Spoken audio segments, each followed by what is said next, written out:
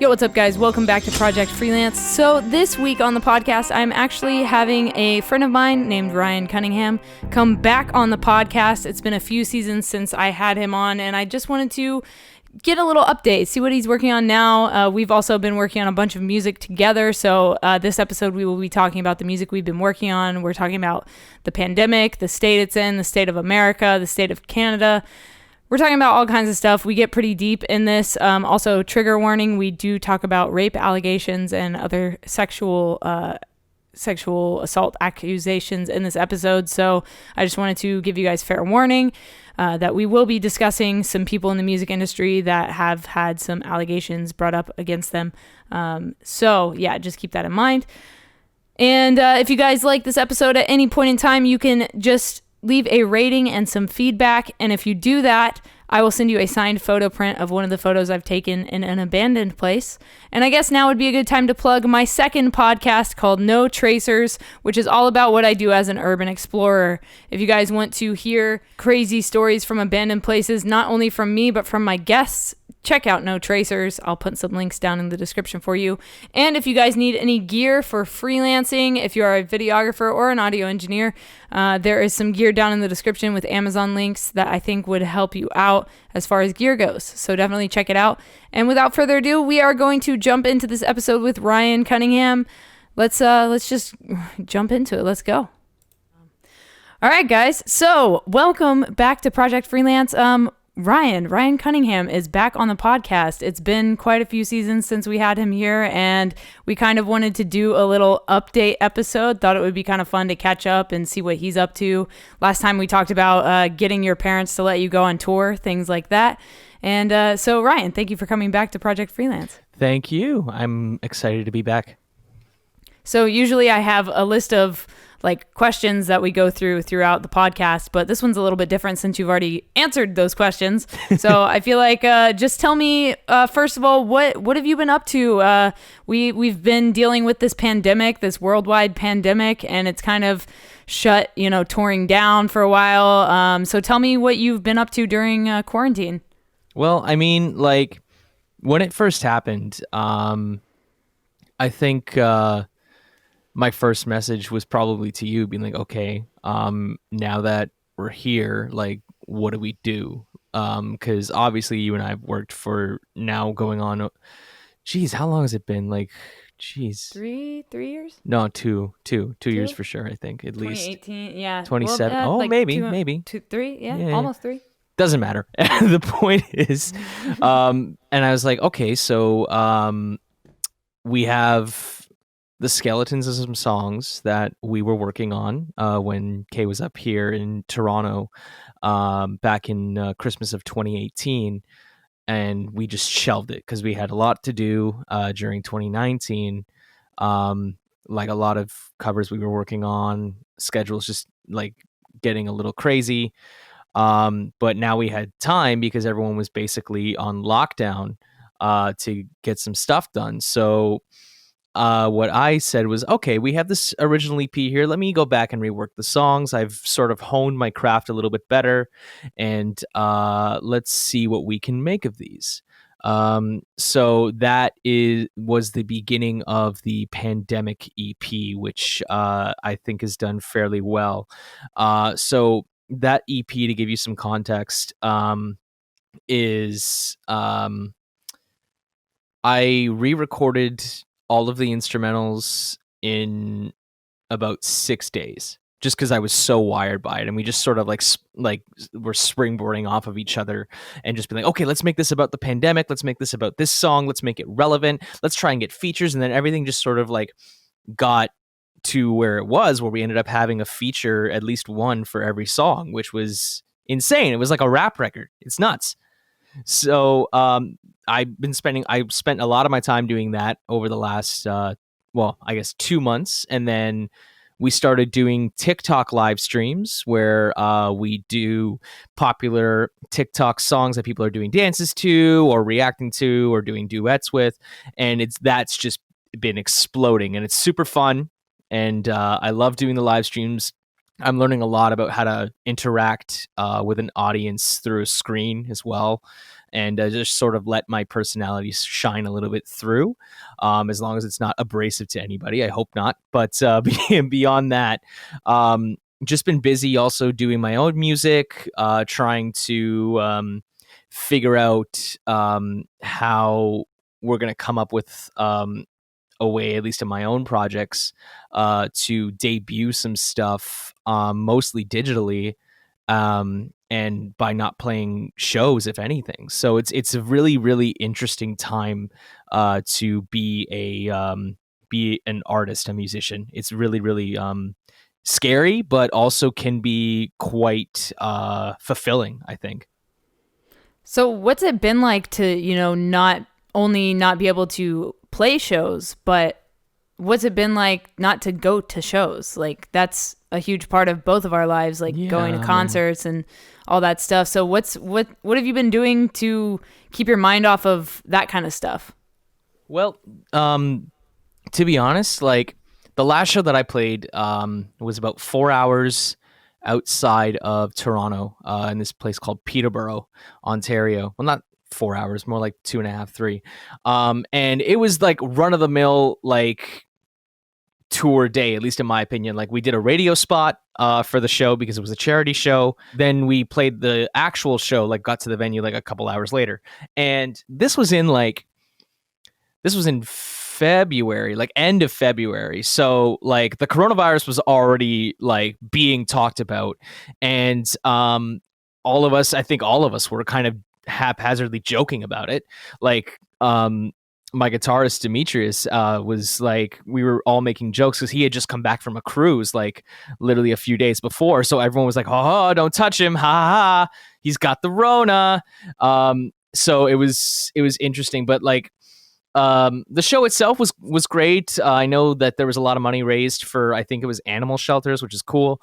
But that was the last show we played, and like maybe May had plans to do a lot of traveling this year. Actually, we were planning to get a couple singles done out in Los Angeles or out in Vancouver or like different places like that with really, really big name producers. And obviously you can't do that now. So we've been just doing, I think, what a lot of people are doing, which is just songwriting and just like getting ready for when shows can come back eventually. So we just wrapped up a charity song that we're doing with a few other collaborators in Canada here. And that's going really well so far. We got the rough mix back so far, so we're just working on getting the other parts that we need for it.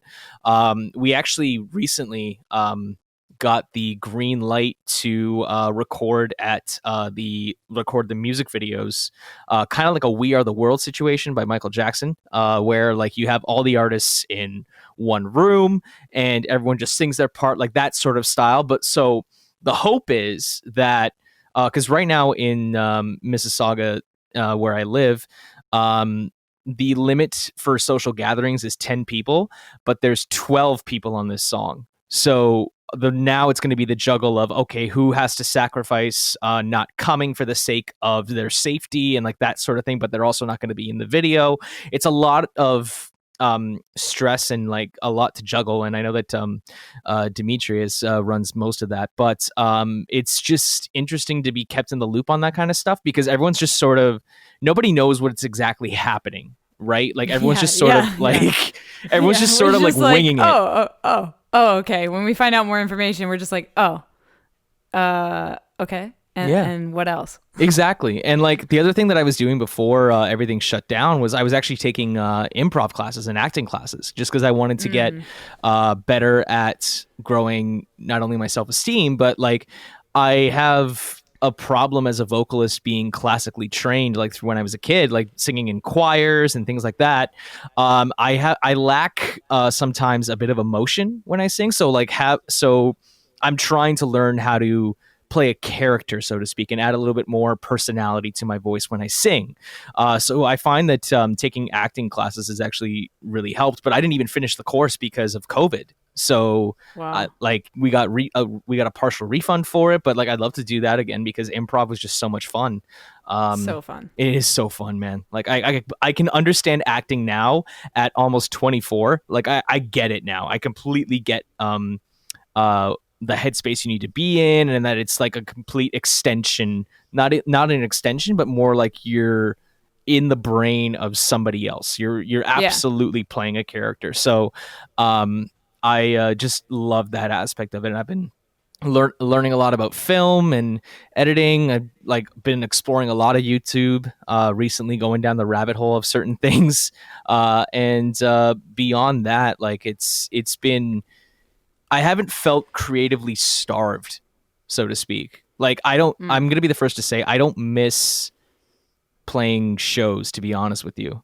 I'm more of a like, don't get me wrong, I love it, but at the same time it was like, at least in Toronto, and I'll say this on any podcast that I'm on, like the scene here, and I'm sure that you can attest to this, is not the most supportive. It never was. It used to be, but a lot of I was actually having a conversation with somebody last week about this, but it became more that people were jealous of any sort of success, like even when it was minuscule. Like they got like a local band got featured on like on like Alternative Press, for example, or whatever the case is, whatever the magazine yeah, whatever the magazine is. And they would get shit on by people, or like disrespected, because like, oh, like, well, they didn't have this tone right, like, and like just super elitist bullshit. And that's just sort of carried on. Like I remember being in the scene in high school, and like it was the same sort of toxic thing, and a lot of promoters took advantage of the kids because they knew that there was drama there. So going back and trying to play shows like after graduating college and stuff like that, like you have turnouts of like maybe like 30 to 50 people max. Ooh. And like because nobody gives a shit. Everyone like the problem here is that everyone's in a band already, right? So you're just playing to other musicians in the room, so it's basically like playing to critics, and it sucks. I love playing live, don't get me wrong. I love the energy, I love the adrenaline, I love having fun on stage. I feel so comfortable on stage, but the entire lead up to it sucks. It really does. Like I'm very much an introvert in that I would rather like sit at the merch table, maybe talk to a few people, and then once we got to do our thing, like I need to be in my headspace and I'm good to go. And then once the show's over, I'm like, all right, let's go. We got like a 4-hour drive home. Like we need to start thinking about wrapping this shit up. And I know it's a really bad mentality to have, so I've just been reflecting on that, and I think that's what a lot of people are doing now. And I know I'm ranting, so I apologize, but it's a podcast. They are for ranting. This is a super interesting thing to talk about because, I mean, I think you could say the same about most local scenes these days. And we're talking pre-COVID, obviously, because I feel like when shows come back, everybody's going to be stoked. Oh, hell yeah. I mean?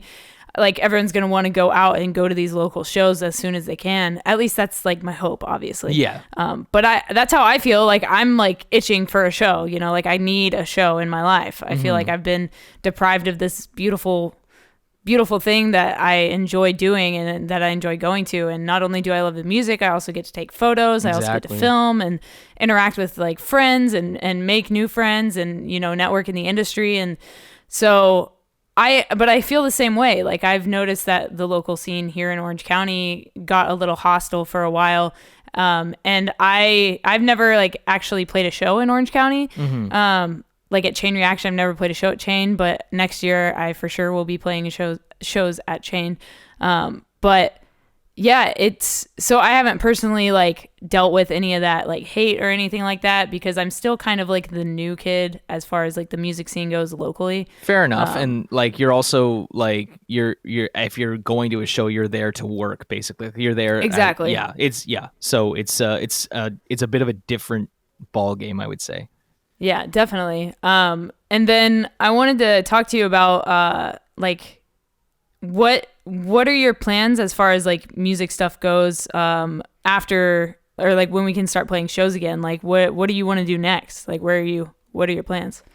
Damn, that's a good question. I honestly can't say I've thought that far. I mean, my whole thing that I was going to do this year was I was planning to do I shit, actually, I didn't even realize this. I was actually planning to do my first solo gig in Toronto on the 26th of June, like my birthday. Whoa. And like I booked that like months in advance. I booked that in February, and obviously bars are shut down right now. So it just it I was ready to do it. I had friends that were gonna like do some short sets with me. It was only gonna be a quick thing, and then we were like all just gonna hang out, have a few drinks, and like have a good time because that's what I would want. Sure. And then once that happened, I'm like, shit. Now I have to think about how I want to do my solo stuff. I've been thinking about maybe doing some live stream shows like on Facebook or YouTube or stuff like that. But beyond that, like I think doing live shows isn't something I'm really thinking about right now because I don't want to plan for something that I know isn't going to happen for a really, really long time. And I know I'm shooting myself in the foot here by saying that because I've been trying to do music as a career for over a decade, like since I was like 12. So, but now I'm just like, I think it's time to explore different avenues of reaching people because once those shows come back, I have a feeling like it's going to be packed. Yeah, like you said, it's going to be packed like left and right. Like it's going to be hard to actually book shows because they'll be be like booked solid. Like I'm hoping that's the case. I really do. Right. Yeah. I mean, I don't see why that wouldn't happen, especially with all these bands out there that are wanting to play shows, you know? So I think we're going to be okay as far as like shows go. And that gives me a lot of hope for like all of our touring friends that are on the cruise that don't have any work right now because there's no touring. So they've had to either file unemployment or get like a 9-to-5. And I mean, you could even look at like Chris Motionless from Motionless in White. He tweeted that he was going through a lot of like mental health struggles. He just tweeted this yesterday that he's going through like a lot of mental health struggles because he has not been on the road. And that's where he lives his life. You know, like that's what he does 9, 10, 11 months out of the year. And being home for him is uncomfortable and it makes him feel some type of way, you know? And so I think a lot of crew members and a lot of touring bands out there are struggling right now mentally. And like, it's the worst part is that we can't do anything about it. Like there's nothing we can do. I mean, Live Nation is bringing drive-in concerts. Would you? Okay, so that's my question to you. An arena near you. Would you go to one of those? Okay, so Garth Brooks is doing one, and I really like Garth Brooks. Like, I want to do a metalcore cover of Thunder Roll sometime in my life. Let's fucking do it. I'm down. Dude, I love that song so much. There's like a bunch of country music I would love to cover. We'll make it happen. We'll do it. But yeah, Garth Brooks is doing like a drive-in concert. I would consider going to that. I wonder, I think they charge like $150 per car or something like that. I guess it depends on the show, but it is interesting, and I do think that Live Nation is, I think it's a good thing they're doing it. Honestly, I know people are like complaining about it a lot. They're like, this is stupid. But I mean, people want to go to a show. Let them go to a show. Like if it's a drive-in situation, whatever. I think it's like them making the most of what they have. They're making lemonade out of the shitty lemons we have. Yeah, they're making the best of a bad situation. And exactly. Like I've heard, and they're making money at the end of the day. Yeah. So fuck you. Exactly. Like, like the problem that I have, like for me at least, because you and I both drive cars and we drive them quite regularly. Like hearing a horn is just immediately panic for me. Like I have to look around and be aware of something. So that would like a wall of just noisy horns to me, like when your favorite sports team won the world championships, like that kind of thing to me, or like the World Cup or whatever, like that's what it reminds me of. So it seems cool in retrospect, but like I don't know, man. Like it's obviously not the same, but yeah, if you want to go experience live music, that is unfortunately the only way you're gonna do it. I also know that Live Nation up here started doing I think something like they used to have the ticket where like you would pay once for the summer and get access to like 12 shows or something like that. So they're doing something similar where it's like I think private live streamed concerts, like ticket venue, like that kind of thing. And they've done stuff for quite a few big Canadian staples out here. And I haven't checked and see how well that's going, but I do know that Live Nation was they said they're going to slash guarantees next year for artists. Oh yeah, let's talk about that a little bit more. Yeah, dive into that. I'll let you take it away.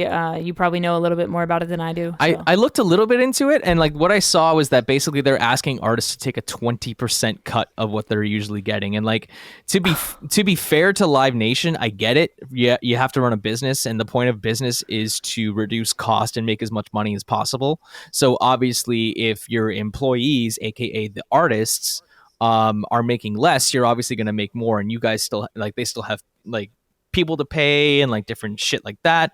And obviously like a lot of venues, like smaller venues, are probably going to shut down permanently.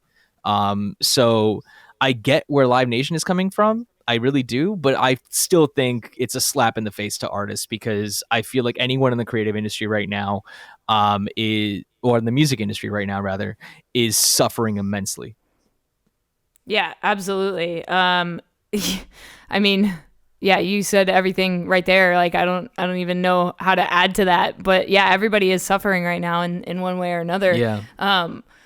So let's talk a little bit about your perspective as a Canadian on what's going on in the United States. I know this isn't technically music related, but I'm getting to that point. We wrote a protest song, so we're getting to that. We're getting there. I want to know what your perspective as a Canadian is on America right now. I mean, I'm not going to lie and say that like I haven't been following Anonymous on Twitter since they posted a lot of shit. That to me is just like, oh my God, like this is absolutely insane. So with that being said, like just watching the US just spiral, it's insane. But like it's like they're starting to do the same thing up here. Like they're just lifting restrictions and like social distancing left and right. Like it's only the gathering, like I said, is 10 people right now, but like people have been driving to different I guess counties to like go get haircuts and shit, and like to go and sit on a patio because like the greater Toronto area at the time wasn't open for a weekend when everybody else was. And I'm just like, guys, that's counterintuitive. Like I was talking with my buddy Nick, who's working on something with me, and he works at a toy store. He like as a general manager, and he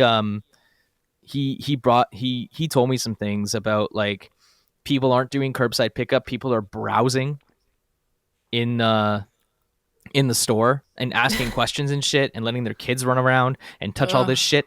And it's like, it's the same thing. It's like not only limited to him, it's limited to anyone that's working right now at like any sort of retail position or any sort of like essential service. Like you really see how seriously some people are taking it and some aren't. And like, even today, I went for lunch with a couple of work colleagues. Like we did a social distance, like we'll eat on the curb and in like the parking lot of the firehouse and just chill and catch up for a bit. But there was a burrito place right next door, and like there was like 12 construction workers that just walked out. Only one of them was wearing a mask. And I was just like, are you fucking kidding me? So like, it's the same thing up here. We just have 10 times less people than you. And well, like the recoveries are now like super, super high compared to cases that we've like total cases that we've currently had. So it is sort of dying down. But yeah, they're already like some businesses are already talking about like bringing people back into the office. So that's what we're dealing with right now. Yeah, it's here in California anyway, because I've been going between LA, Orange County, and San Diego over the past couple of weeks. So I've been seeing how the different cities are handling this virus. And like LA is on, mandatory masks. You have to wear one if you're in public, no matter where you go. But, at the same time, traffic is picking up again. I think people are starting to go back to work. Here and there. I know a lot of people that are my age that are unemployed right now and they're just living off of unemployment or their stimulus check, which, by the way, government, I never got mine. Thanks. Damn. Thanks so much for that. Damn. Assholes. Fuck. I know. Yeah. But yeah, it's been super interesting to see how these different cities are handling it. San Diego is pretty much completely open, but you have to wear a mask whenever you go into a place or whatever. I listened to an episode of Impulsive yesterday, which is Logan Paul's podcast, and they had gone to Vegas, or his co-host Mike and his girlfriend had gone to Vegas, and in Vegas they've got these like heat detection cameras in front of the casinos, and they like zap your brain. Not really, they don't zap your brain. they just check your temperature before you're allowed to walk into the casino, and that's the case with a lot of places. Like bars here are doing the same thing. Like they have like thermometers and stuff. So it's interesting how impatient people are. My thing is like the thing that really got me was the golf courses, to be honest with you. Okay. Because they're all open. Trump considers them an essential business because he plays golf. Oh my God. Yeah, they opened up golf courses here too, but like they had structured arguments rather than I like golf to a degree at least. Like golf, if I'm making the argument towards golf because I do play it, Sure. you can socially distance and play golf. Oh, for sure. It's possible. Yeah. It's a big open field. You can do whatever. Like it's fine. But yeah, they gave the green light to golf courses like I think like a month or two ago already, and like almost immediately. Mm-hmm. So like I get it. Like people are at tennis courts right now, which is cool. You can socially distance and play tennis effectively. I would say because at most you have 4 people on a court at a time if they're just playing for fun. Right. So. Like it's good to see because people are out there getting exercise, I guess. And sun, yeah. But like at the same time, like because it's summer, everyone thinks this shit is over, and it's infuriating. Yeah, and some people are saying that we're hitting the second wave now, but this is still the first one. Bro, winter hasn't come yet. Are you kidding me? Winter isn't here. What about the common flu compared to this? Are you like this is what's going to happen? What about when the flu and this converge? Exactly, and it's just that's what I mean. Super that's virus? What I mean. Oh yeah. Like it's going to get so much fucking worse. So like I anyone that isn't taking this seriously, I'm just like, you know what? I don't even want to get into it. I can't waste my energy on this. I just can't. Like nail salons and hairdressers opened just today when we're recording this podcast in where I live, and as well as like patios and stuff. I have no interest in going to like sit at a bar or eat at a restaurant until there's a vaccine. 100%. Yeah. And the reason for that is because I just feel bad for the people that have to work. Yeah. Yeah. Because they're wearing masks. It's claustrophobic. It's uncomfortable as shit. They can't take it off. And like, you're going to go out there because I can sit with my boyfriend or I can sit with my girlfriend and we can have a couple drinks on the patio. Like it's normal. It's not normal, man. Like, it's not normal. Sorry, man. Your summer's canceled. Yep. No, you're absolutely right. And, it's been nice to do things to like get outside. Like I've been on a couple hikes, which again, you can socially distant while you're on hikes. 100%, and we even wore our masks while we were hiking. And that, like I can't imagine working in a 6 to 8 to 10 hour shift, like with wearing a mask on and that That's you can't crazy. take off. Yeah. That you can't take off. You can't even like touch it because your hands are germy. Exactly. So it's nuts. I'm sorry, but if you're going to a restaurant, I think like to sit in and dine, you're an asshole right now, honestly. Yeah, definitely. So other than the coronavirus, we have an issue with police brutality in this country. And that is correct. Ryan and I decided to write a song for almost an anthem, if you will, called Fight Back. And we've been donating the proceeds of that song to Black Lives Matter causes in order to support that, because I feel like it's something super important that we, do what we can to help raise them up. And I think the feedback and the support behind that has been absolutely amazing. Oh, yeah. Do you want to talk about what initially led you to work on this song? Yeah, I actually really do, because I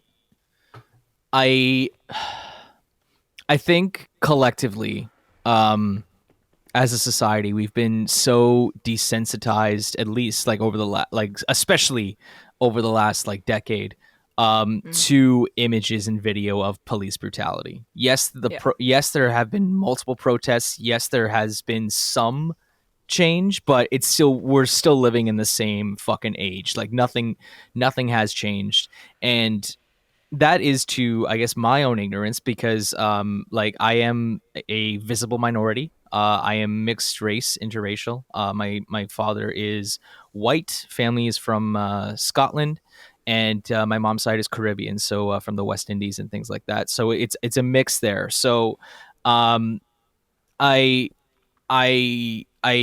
I said on a TikTok that I made when we put the song out, just so I could address how, where I was coming from with this.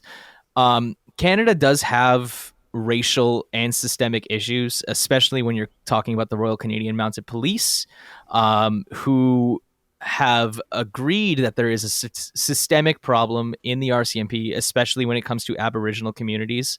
But Parliament refuses to acknowledge it because they need a majority, and a majority was not passed because of one vote to actually deem systemic racism to be a problem within the Royal Police. In Toronto and the Greater Toronto area, there's definitely systemic racism. Even just this week, we've had protests due to excessive uses of force by police on people just going about their lives, people of color, black people, brown people, whatever the case is. And it's the one thing, the trigger point that got me to write this song in basically an hour was the first weekend of protests, when they really started to ramp up. And like, this was Saturday morning, and for whatever reason, we had CNN on, and the Minneapolis mayor was talking. He wasn't talking about the protests. He was talking down with this authoritative, like, I'm pissed off and I'm going to beat you with my belt kind of authority. And it just awoke something in me. I was like, no, I'm not sitting on this anymore. I'm fucking angry. And that song just poured out of me in an hour. And I was like, we have to do this. I don't think we can be silent anymore. And I think that's the feeling of a lot of people too.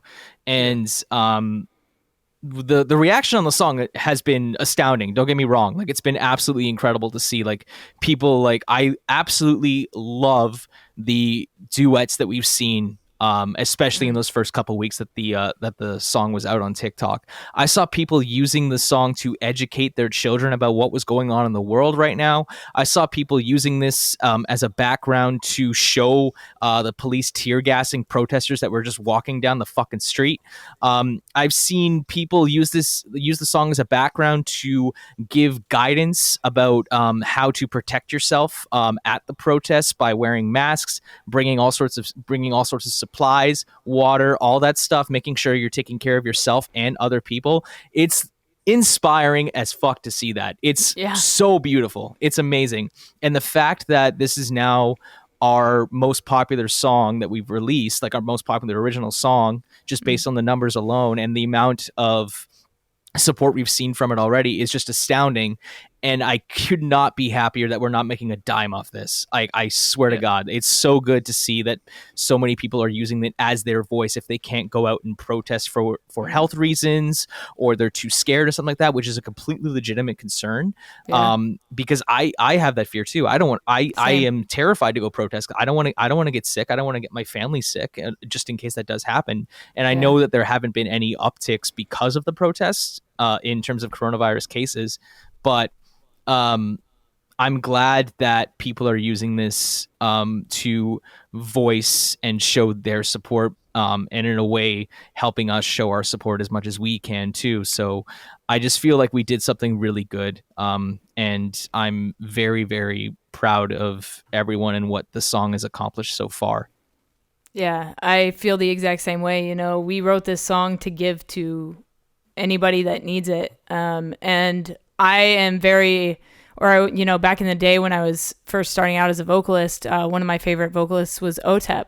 And OTEP even reached out and said that she loved the song, and she said like, I'm so glad that there are other female vocalists out there that are voicing their opinions about this kind of stuff. Like, keep going. Like, thanks for doing this. This is awesome. And that was like really, really inspiring for me, because like this movement that we're supporting, I think, is something that has been going on for forever. You know, like these people have been struggling for forever. They've been oppressed for centuries. And the only way that we know how to give back, like Ryan said, like we're afraid to go to the protests because either of getting sick or maybe even afraid of getting shot by the police, you know, because exactly. it's been happening, getting tear gassed in the face, getting a rubber bullet to your face. Like, that's very real stuff that's going on right now. I mean, Seattle has an occupied zone right now. Like, they've basically quartered off part of the city, and they've taken over a police station, and they're like living in a park, and they've got their own security like guarding the area from the police. Like, it's crazy. It's crazy what's going on, but it's super inspiring that people are doing something, you know, like we're not just sitting idly by while this shit happens anymore. Like, we're all collectively doing something about it, and we're trying to make change. And the way Ryan and I know how to best make change is through music. So that's what we did with this one. And so until forever, this song will be donated to different causes that need it at the time. I will be going through the streams every month and calculating the total and donating it to whoever needs it. And I'm just super excited that we did something like this, and I would definitely like to do something similar again, which I actually guess I can say that I have with a band that I just announced that I joined called Matriarchs. They're a hardcore band out of Los Angeles, and we wrote a song called The Names of the Fallen, and that song is being donated to different causes as well. So I love writing this kind of stuff. I love how powerful it is, and I love that it makes people want to go into action, and it makes me want to go into action. It makes me want to do more, you know? So exactly. Our music that we write also inspires us, which I think is really cool. So we talked about pandemic. We talked about how we wrote that, when we wrote that, the relevancy, all the features, that kind of stuff. Do you want to talk about the second half of this? Oh, we're gonna do this now? Okay. Yeah, why not? So, obviously, like the EP, like I said, like it was the skeletons of it were done back in 2018. So technically, the music, the instrumentals have existed in some form for a year and a half at least. So for anyone that does music for themselves, as either in a band, either regional level or national level, or even local level, or even if you're just doing and have released material that you've been working on for years, sometimes you just like I think a lot of people can relate to this. You just want to get it out there. You just want to get it out there and move on to the next thing sometimes. And I'm like, as proud as I am of the EP right now, I'm so proud of it. It's probably the most successful project that I've been a part of. I'm like, I can, there's more to this. I think there's more to this. And what got me started on this was back in May, there was, while social distancing was still supposed to be in place, there was a massive gathering at Trinity Bellwoods Park in Toronto of people not wearing masks, just drinking in the park, being absolute like nutcases in terms of like just being total public nuisances, peeing on buildings, like all sorts of like bullshit, like just getting stupid drunk like it was a festival. And it just, I'm like, no, I'm not done with this. I'm not done with this EP. It's gonna, like, we need a second wave of this shit. So I wrote probably one of the heavier songs that's gonna come out on this. And I was like, you know what? We can do a few more. So the plan is, I guess, is that yes, there's a second half of this, but I've also, as of I guess now, and it's been done for the last few days, remixed and remastered the entire EP. that was released already. So there will probably be a re-release, maybe as a full album sometime soon. Mm-hmm. And I do want to talk about all the goodies that you've been getting recently, plugins, different things Ooh, like that. yes. I want you to be able to nerd out a little bit on this podcast for all the fellow audio engineers out there. But before we get to that, I want to talk about how you got info about those plugins, which is through Lenny. Yeah. So let's talk a little bit about Lenny J. The great Lenny J. I think you should start that combo, man. Yeah, absolutely. So I met Lenny at Launch Music Conference in 2017, 2016. No, one of those years, 2016 or 2017. I think it was 2017. I was filming content at Launch for Launch.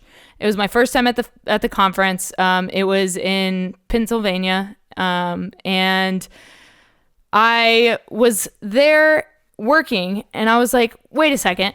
There's all these bands here that are trying to get their like music seen or heard or whatever. There were like different panels where you could like submit your music, and they would listen to your music and then critique your music live in front of you and an entire audience. Damn. So I was in there filming content, and this band came up on the screen called Pros and Icons, and their song played, and I was like, holy shit, I need to meet this band immediately. And so whenever they introduced themselves, all that stuff, and the panel was over, I walked over to the band and I was like, hey, I really loved your music. I don't know if you guys have time during the conference, but we're in this really cool hotel and there's some really cool lighting in the hallway. Would you guys be interested in doing a photo shoot? Like, do you want to get some promos while you're here? Like, I know bands need promos all the time. So I ended up shooting Pros and Icons as well as another band called Dream House. And it was super cool just to be able to impromptu do a couple photo shoots, make a little bit of extra money, and meet some cool bands. So Lenny was in the band Pros and Icons, and we talked a little bit that day or over the weekend. And then Pros and Icons went on tour with Danny Worsnop, and they played a show at the Whiskey in LA. And I was like, okay, well, I want to go hear Danny play his country stuff. And I also want to go hang out with Pros and Icons. Mm-hmm. So I went up there, and Lenny and I talked more, exchanged numbers, stayed in touch. And then he hits me up and he's like, hey, I'm moving out to LA. And I was like, oh shit, yes, another music producer in LA that I want to work with. Like, that's awesome. And at the time I was like, oh, he also plays guitar. So that's potentially a guitarist for tour, for my music projects. And so he moved out to LA, and we hung out a couple times, and we were like, hey, we really want to like team up and do some really cool stuff together. He wants me to film music videos for him. I want him to work on music with me. So we're kind of collaborating, but we're also doing work for work, that kind of stuff. And I'm also paying him. He's also paying me. It's really cool. Like, it's a great relationship that we've got going, and I'm trying to build this team around me right now. And so Lenny asked if he could work on Chasing Satellites music with me, and I was like, hell yeah. And then I ended up asking Ryan if he wanted to rework some Chasing Satellites music with me. And so I kind of brought those two people together. And whenever I meet two like-minded people that I think are going to click well, I like to connect them. So I connected Ryan and Lenny together. And take it away. Talk from there. So that was a very interesting Zoom call. So I don't know if you kids are aware, but like the way that records are being produced now is over Zoom. So Lenny and I just sort of like had a nerd out moment and just like got each other's history, production wise and everything there. And it's absolutely fascinating what he's doing. And the one thing that I was always kind of insecure about when it came to my mixes was the guitar tones. I always thought I could make like better guitar tones and stuff like that. So we were going back and forth between this song and everything like that. And he mentioned Tone Hub by Will Putney and Company, or STL Tones. And I use STL Tones on previous covers that we've put out this year. And they're fine. I use it with a combination of that and bias amps. But now that's not the case. I'm solely using STL tones for guitars now. And what I'm doing is, and what you guys should be aware of, is that these plugins are not expensive. I mean, are expensive for for like, I guess anyone that wants to get into this. But like Tone Hub is $200 US, and they have producer packs. So I have 3 producer packs. I have the John Feldman pack. So you're talking Blink 182, like all the bands that he's worked with, and a lot of their tones. So like I have like clean tones from California, and like all this other crazy shit, like bass tones, everything. And I also bought Andrew Wade's pack, which is a lot of like the Wage War and A Day to Remember sound, so a lot of the metal tones. And then I also bought Lee Malta. I hope I'm pronouncing that right. I don't think I am. Malia. Lee Malia. Lee Malia, thank you. I bought his pack for Bring Me the Horizon, and amazing leads. Like the reverb on stuff is just so crisp and so clear. It actually really brings out how much I invested in my new interface, which is the RME Babyface Pro. I was going to go with the Apollo, which is super popular, but I like this one better. It's basically the same price. I just found that the Apollo sounded a little bit more compressed from a raw signal. This one does not. It sounds completely crisp and completely clear. And that's what I'm using to record right now. So once I got these tones and invested a little bit of money, because like the tone packs themselves, like the producer packs, are an extra like between $50 and $70. But holy shit, like I never would have thought that. Like I plug this into Logic Pro, boot it up, and I don't have to do anything to it. Basically, like it's just out of the box, good to go. Amazing tones right off the bat. It's absolutely insane. And then what Lenny showed me was a couple things. He showed me Bass Forge by Joey Sturgis. And I've always been insecure about my bass tones too, because as a bass player, I still want, like, I always wanted to like have a bass tone like Beartooth, like those old Beartooth records, like Sick EP and Disgusting and stuff like that. Like I wanted that shit, and I was like, oh man, like I can't figure out how to do it. I don't know if it's my bass, I don't know if it's my settings. But then he introduced me to Bass Forge, and I know he's doing some work with them, and it's the most versatile bass plugin I've ever used, and just like the distortion setting, the way you can blend things, the way like everything just sounds so clear and heavy. And they also have a reverb pedal on it, which I didn't even know about. But like the reverb pedal just makes it so like the bass just resonates like so nice and warm on whatever mix you're doing. And it's just brought such a new sound that I never thought I'd be able to do with just my laptop. And the one thing that Lenny completely sold me on was Omnisphere, which is a synthesizer pack and or a synthesizer plugin. It's massive. I'm talking 64 gigs massive. Like it's insane. But there's synths and like samples and everything like that, and you can tweak all of it, do whatever you want with it, play with how you want an arpeggio to sound of a plugin, even if it doesn't do that. Like it's insane. Like there's so much you can do with it. So I was like, fuck it, for a birthday present to myself, I'm gonna buy it. It's not cheap. It's $500. So you're talking like Native Instrument prices if you're going for the complete package. So like I would use this over Native right now, or at least the Native stuff that I have, just completely putting it out there. Like it's absolutely insane.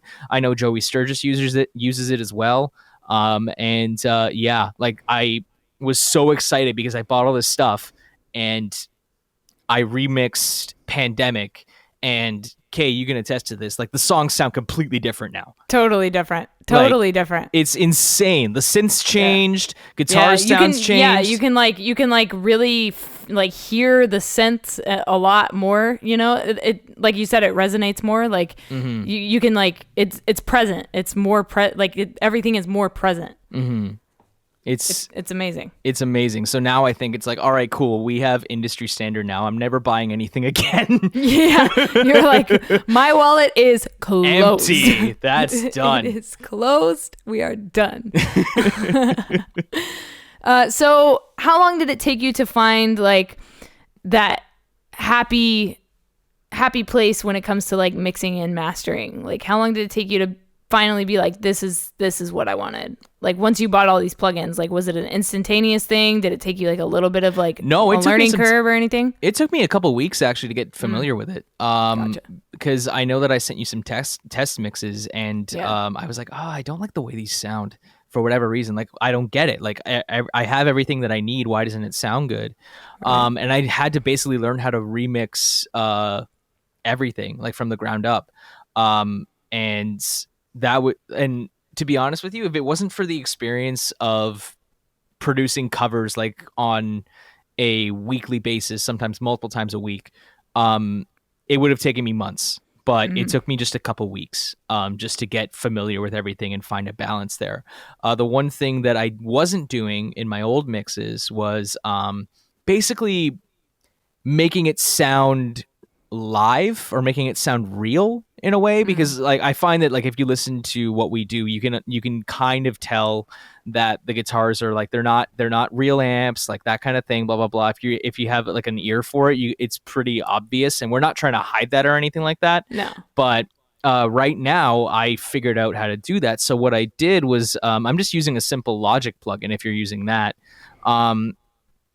Just the Space Designer, and I'm putting that on a bust channel, and what I do is I would go through the settings, and there's one that I'm using. There's one that I use for every single song, and it was the live chamber Space Designer, and it just makes it sound like you're playing in like a concert hall, like a small concert hall. So everything just has a slight bit more reverb, and then what I'm doing is adjusting the amount of that effect is going on each setting, whether that's the kick, the snare, the toms, anything like that. So like I think the kick, snare, and toms have like all the same. So about like maybe it's subtle, like say like 20%, and then the cymbals will have 25%, just because I want them to shine a little bit more. But then I'm adding those same sorts of like effects to the guitars, bass, and vocals, so it sounds a lot more present and like you're hearing it in a room. And I think that set things up like crazy. But if you wanted to get into mastering, I knew that the master that I had initially for the old mixes just didn't work with the new stuff. So I was talking to my dad, actually, who used to work as a producer in radio, and I was asking him about it, and he said just to try EQing. That's all you really need. So I was just playing with some EQ stuff, added like slightly more high end to the mix, and then all of a sudden, boom, everything sounded like we did this professionally. So it took me like that. I only learned about like 3 days ago. So that's why I was like, hey, I'm going to remaster all of this, and then sent everything back. So it's the reason why I loved doing this is because I feel like now I got a chance to go back and fix everything that I wanted to about this. Not that like I said, not that I'm not proud of it, but now this is how we were supposed to sound. This is how the EP was meant to sound. And the new songs that we have coming on this too, like, whew, like everything's going to sound fucking huge. And I'm so proud of that. And I never would have known about any of this if it wasn't for Lenny. So I have to give him mad props for that. Huge shouts to Lenny. Thank you, Lenny, shouts. for supplying the information to the man. Hey man, knowledge is power. That's what it is. Exactly. So his art can be better. So I do want to touch on one more thing, and we don't have to talk about it if you don't want to talk about it, but it's something that's happening in the music industry. So we were working on an Of Mice and Men cover. And yeah, let's talk about this. I have some points about another artist too. Okay, there are a couple. So we were gonna do a cover of an Of Mice and Men song called Second and Sebring, which is like a very popular Of Mice and Men song. And Austin Carlisle was a huge influence on me as a vocalist coming up. I looked up to him a lot, and recently we have all heard that he allegedly raped like 15 girls in the past. And that's fucking disgusting. 100%. But I wanted to talk sorry. about it because it is something, that we were working on and we really wanted to put out, but now we don't feel like we can support that. Even though like Of Mice and Men isn't to blame the band. It's one person, but like it just kind of puts a bad taste in my mouth if we put it out. You know what I mean? Yeah. And like can I shit on alt press? If you can do whatever you want. Okay. I mean, like the way that they handled it was so fucking bad. Like, Yeah. I like last week when I was just seeing all this shit, I'm just like, guys, come on. Like, like the problem that I have with this entire thing is, they basically chose money over, journalistic integrity. So, or the fear of losing money, sorry. Correct. Yeah. Over journalistic integrity. I know that Austin responded to those allegations. We should mention that. I saw what he said. To be honest with you, it seems relatively genuine. I just don't know how I feel about the entire situation in general, because those are very, very serious allegations. Yeah. And what I didn't like was what I wanted to get into as well, because I know that you mentioned that Of Mice and Men were a big influence on you. They were a big influence on me as well. But through high school, the one band that really stood out for me and that I loved seeing live was The Ghost Inside. Oh, And yeah. I actually have some of the lyrics from Engine 45 tattooed on my forearm. And I have a cover that I want to put out of Engine 45 because the mix for it sounds fucking spectacular. I know I nailed the vocals for it. I'm super confident in it. And then the situation with their album release shortly before the Austin Carlisle situation, where it was uncovered that their bass player, a couple of years ago, not a couple of years ago, like I think over a decade ago, made a couple racial slurs to their bus driver or van driver, whatever the case was, and was immediately terminated from the band. And I know that I was looking for different reactions from like their fans as well, and a lot of people had mixed reactions. Like some were like, okay, good, like glad he's gone. But the majority of comments that I saw, and even some from people of color and from from Black people as well, was it's just like I'm mad that you said it, but I'm more upset that the people that you were basically like in a life-changing car accident with didn't even stand by you to give you a chance to like recover from this. And I know he put out a response to this as well, which I haven't checked out, to be completely transparent here. And I'm torn as well. It's like, do I put this song out considering that we've made such an impact with Fight Back and stuff like that? Does that go against everything we stand for? Just because I want to put out something that I'm proud of, a cover that I'm really proud of, and I have fucking lyrics on my skin from this band. So I'm so conflicted and I don't know what to do. And that goes to the argument of art versus like separation of art versus artist. Right. And there's arguments to be made on both sides. But at the end of the day, I think it's really important to acknowledge the people that behind the art. You can still interpret the art the way you want it to, but it does feel a little bit tainted. Like for example, like the big one for me back a few years ago was Headley.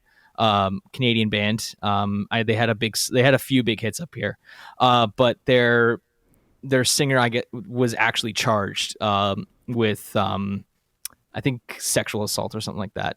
But the what was different about that situation is that their booking agent, their manager, their label, and like all these like businesses that were associated with Headley, as soon as those allegations came out, the Me Too allegations came out, like disassociated with them immediately, cut their ties 100%. And I've never seen that from a label or from a booking agent or from a manager, unless it was absolutely true. And it turned out to be absolutely true. There's been horror stories from that guy. He's fucking predatory. But I love Headley. I love their music. Yeah. And like I can't listen to it anymore because I just think about that. And that's a perfectly valid criticism to make, in my opinion. Oh yeah. But at the same time, it's just like, fuck, like am I a bad person for wanting to listen to this music again? Am I a bad person for like talking about it? And there's so many questions about situations like this.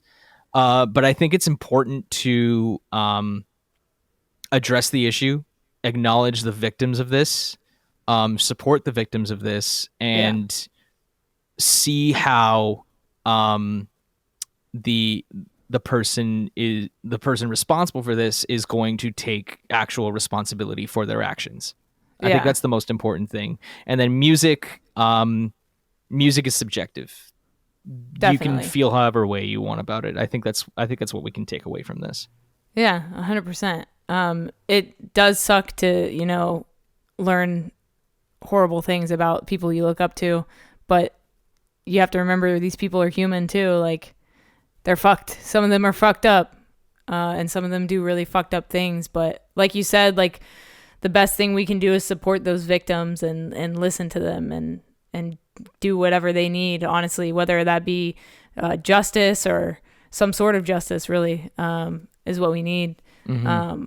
And then, like, can people be forgiven? Can people grow? Can people change their morals, their ideals? Like, that's one thing with, like, even Austin, like, this shit happened way back in the day. And that's not to say it didn't happen. That's not to say, like, anybody should, not talk about this, because it's important that we talk about it. But do you think Austin is a better person now, or do you think he's still a predator?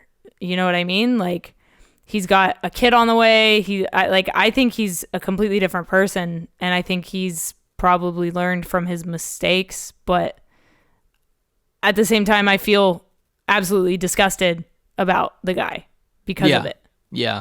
So I get what you mean when you're like, it's hard to know how to feel. It's hard to know how to react to these things. Yeah, because at the same time, it's just like, okay, and we're just spitballing here. But of like, course. if for example, Kay and I were to put out Second and Sebring, and I was to put out Engine 45, and we donated any sort of streaming proceeds we got to either victims of sexual assault or Black Lives Matter, does that make a difference, or is just completely acknowledging the situation, the problem? Like, that's what I want to know. So if anyone, I'm actually want to have that conversation with people. I want to hear that side of things. So if anyone hears this podcast and wants to talk to me about it, please, like, my DMs are open. Hit me up on Instagram and we can talk. Like, I'd love to hear different opinions about this. I really, really would. Yeah. And I think if we were to do something like that, I think that would be the best thing to do, would be to donate any proceeds to, a victims fund or victims directly or something. Not that money fixes our problems, but I mean, it can help us get therapy. It can help us, get the things we need. So yeah, same for me. If you guys want to talk about this more, I would love to hear your opinions as well. We can make a little group chat or something on Instagram. Even though I hate group chat. On Instagram specifically. On Instagram specifically. But yeah, I think we've talked about quite a bit. Do you have anything else you wanted to address here on the podcast while you've got your time? Well, I guess I'm going to plug. Plug away. I put out my solo debut EP called Mixtape. There's two versions of the EP. There's the pop version, and then there's the metal version of that pop version. So I basically covered my own songs.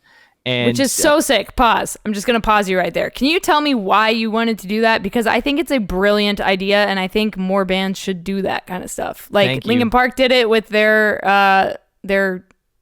DJ remixes, Yep. all that stuff. I think it's great when bands reimagine their stuff.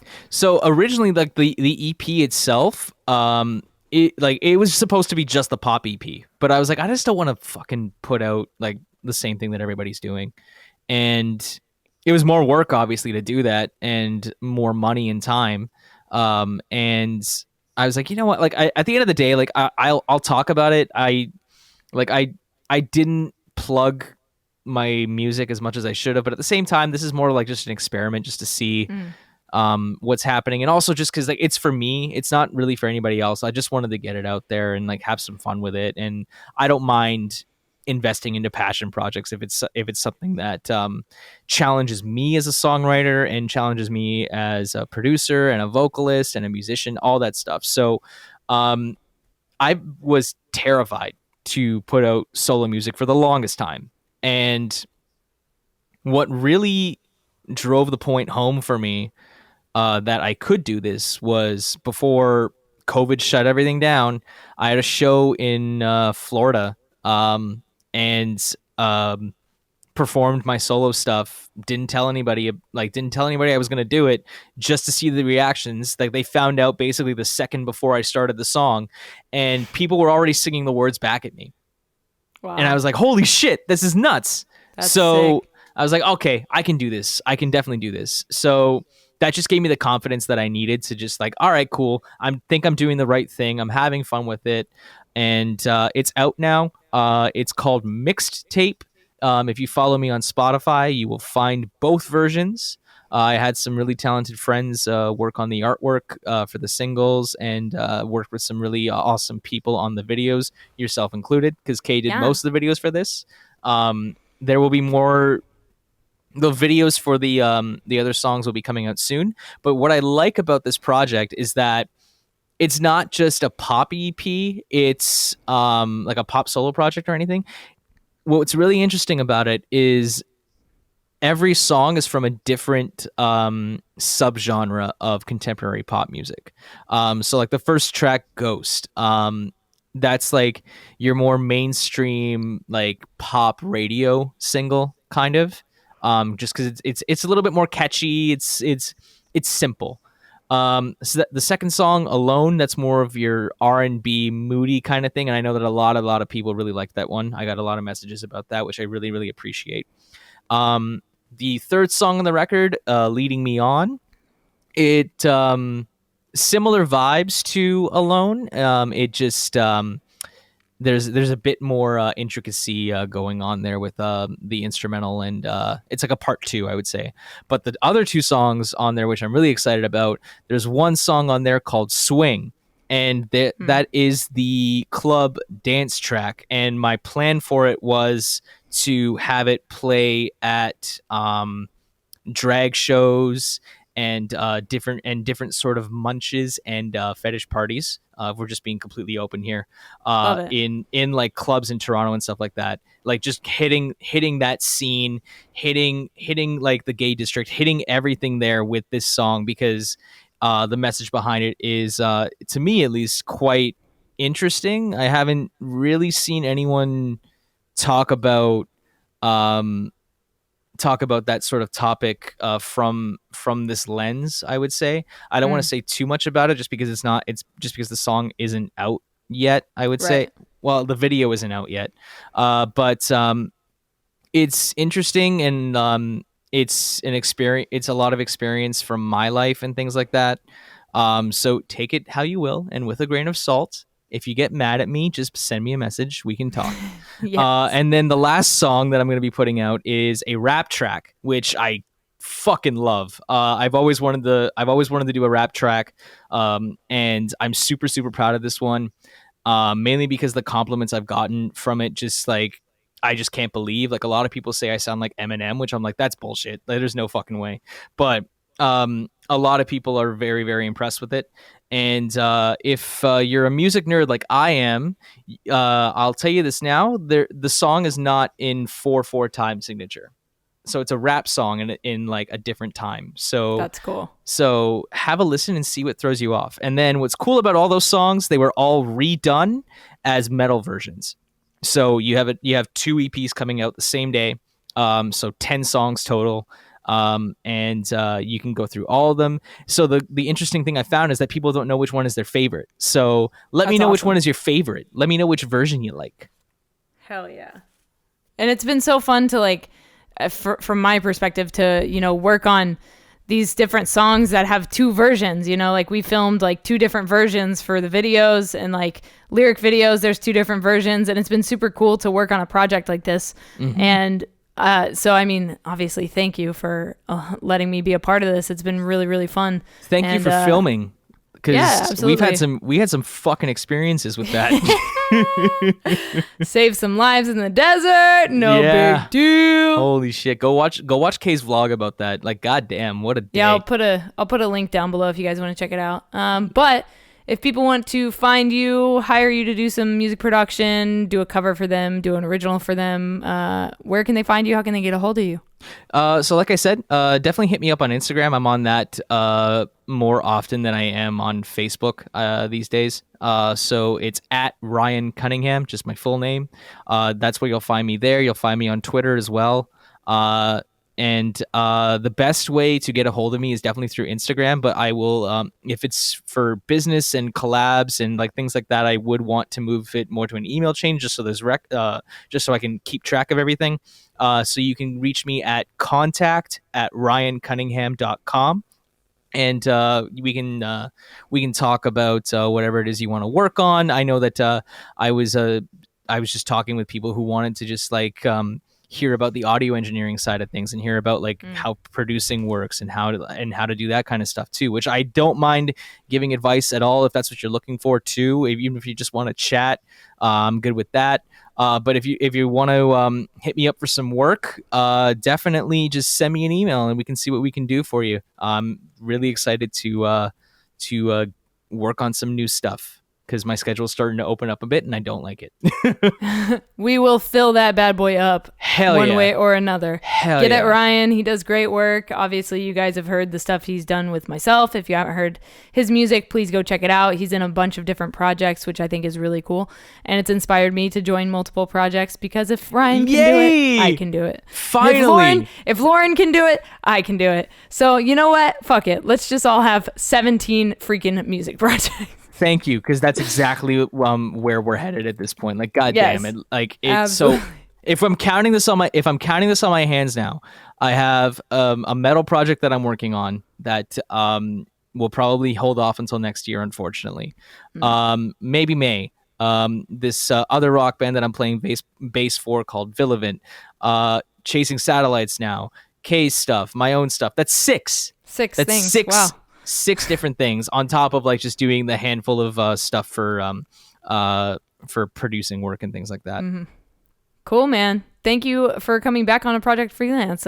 We will have you on another episode for sure in the future. I always have a blast talking to you, and I think that my audience will really get a lot out of this episode. Last time we talked about touring. This time we talked more about like audio production. So I think that the audio nerds out there will really like this episode. Hell yeah.